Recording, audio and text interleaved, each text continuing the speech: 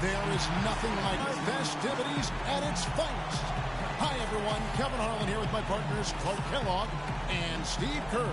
Tonight, the exciting three-point contest.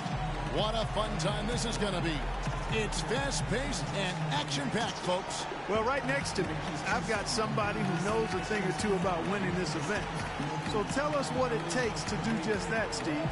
Well, I did win the event once, Clark, in '97, and it really is a matter of finding a rhythm. The game comes so fast, the shots are coming one after the other. You've got to get into a groove, get into a rhythm, and then just let it ride. So it's Klay Thompson ready to start here. He'll have 60 seconds to get off 25 shots from beyond the arc. Yeah, and with each make counting as 1 point, except the last ball of each round, which counts for 2. Yeah, that's the money ball, Clark, and those shots are a huge factor in this event. Was hitting the money ball something that you thought about during the course of a round, Steve, or was it a split second longer on those money balls, just to make sure I held the follow-through, held my focus on the rim before moving on to the next rack. The wheels are coming off. That's 7 straight misses. No good with his 9th in a row. He's all over the place. One last rack remains. Starting to freeze up a bit. 10 points on the board. Now with 11.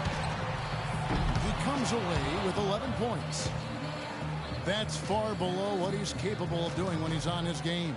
Well, at his worst point, guys, I hate to rattle off this number because it's ugly, but he missed 12 straight shots. That was really tough to watch. Here we go with Damian Lillard. So often we see just a few misses in a row totally derail the play. It has that snowball effect if you let it. Yeah, and that's all the more reason that your only thought as a shooter can be on your next shot, not the previous one, but that's much easier said than done. You'd only get one shot to fall off the rack.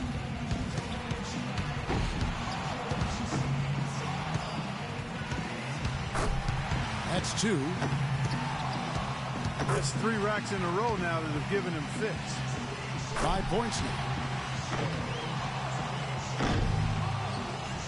Now with 6. Money ball, no good.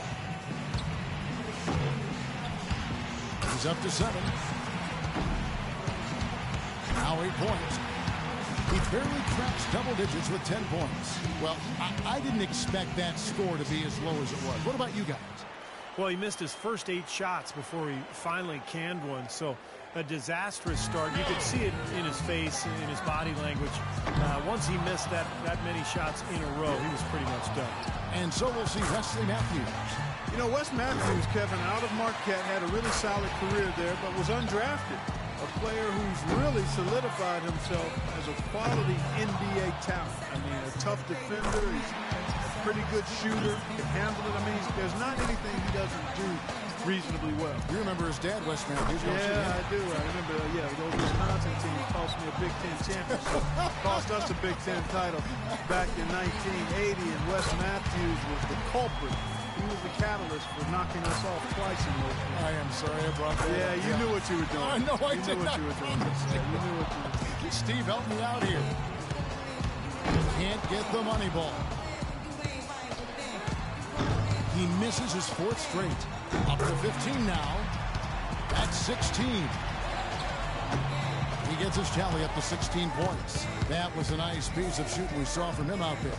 Well, the key was, Kevin, he took 6 out of a possible 10 points from the money balls. And those are huge points.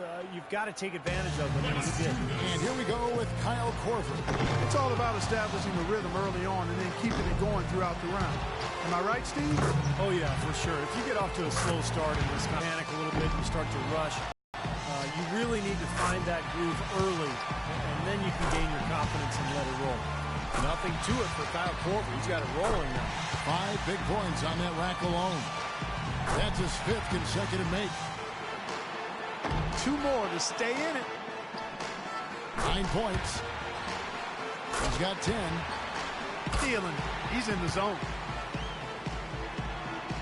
There we go. That's his 5th consecutive make. There you go. 1 rack left. That equals the best score of this round, Kevin. 16 points is his score for the round. Well, a very respectable performance from him there, guys. Yeah, it was a great finish to the round for him. He just got better and better as it went along. So it'll be Isaiah Thomas here to stay in. He needs at least 11. Not too high a bar to pass here.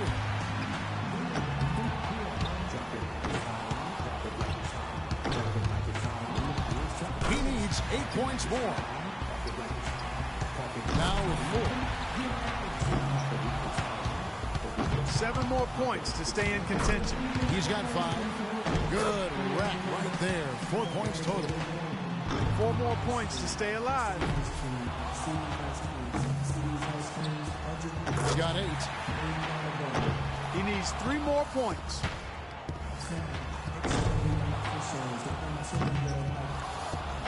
Two more points to stick around.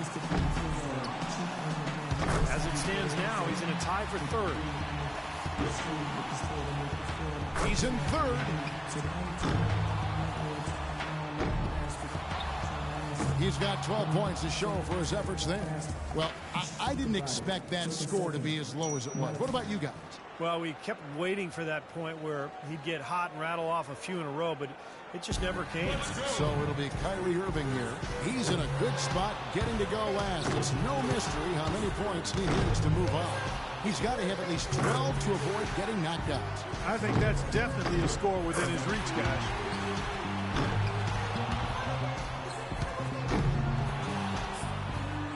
He needs 8 points more to stay in contention. Gets the money ball.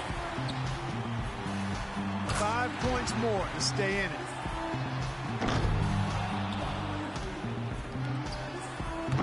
Five more points and he's in.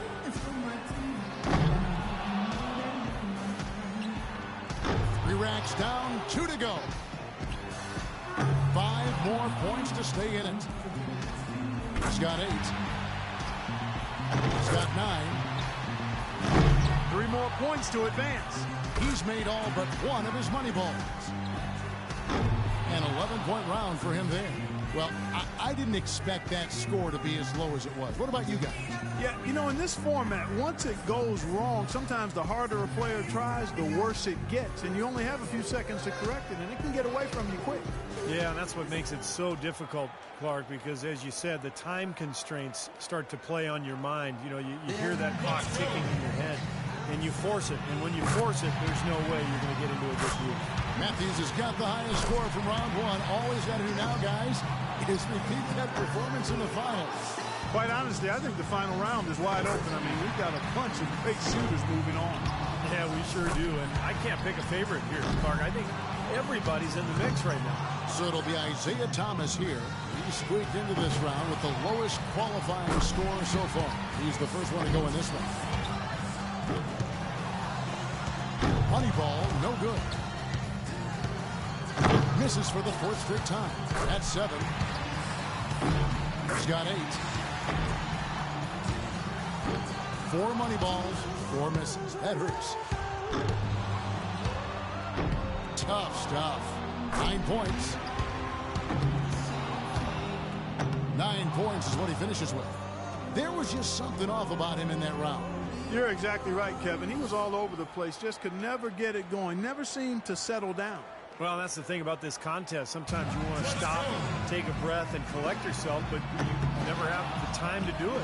And so we'll see Wesley Matthews. With this rapid-fire format, the trap guys cannot fall into is trying to make any sort of adjustment midstream.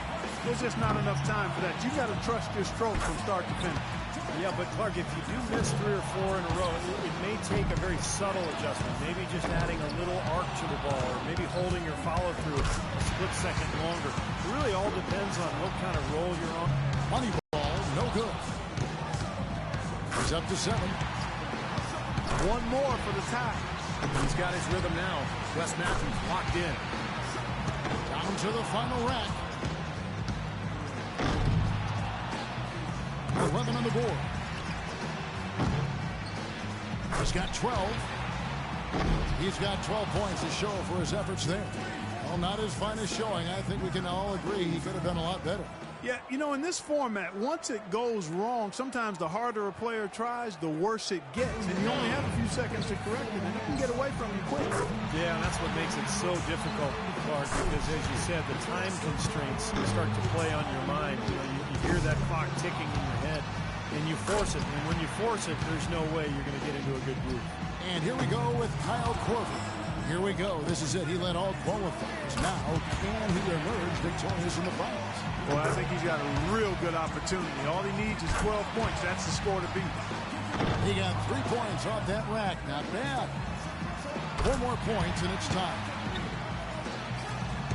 Now 9 points. 4 points more to win. Can't get the money ball. He's got 10. 2 more to tie it up. Now with 11. 12 for him. 1 last rack remains. He posts a score of 14. I'd say he handled that round pretty well, guys. Yeah, even if he didn't set things completely on fire, it's still a fine score. I mean, what did you take away from it, Steve? Well, it wasn't his best, but he gutted out a pretty decent round when he didn't have his best stuff, and that's the sign of an excellent shooter there. And so that will do it. What a tremendous performance. And of all the great talent assembled here today, a great achievement indeed to take home the three-point contest championship trophy. What a commando performance by our champion. Once he got rolling, the only question was, who's getting second? Yeah, to paraphrase Larry Bird way back, who's going to get second? That's exactly right. And I'll tell you what, Clark, he deserves all the credit in the world. To come out on top against a field like that, that's sensational. And the drama, the excitement, this year's three-point contest had it all. And it was our pleasure to bring it to you. For myself, Kevin Harlan, and my partners Clark Kellogg and Steve Kerr, thank you, everyone, and good night.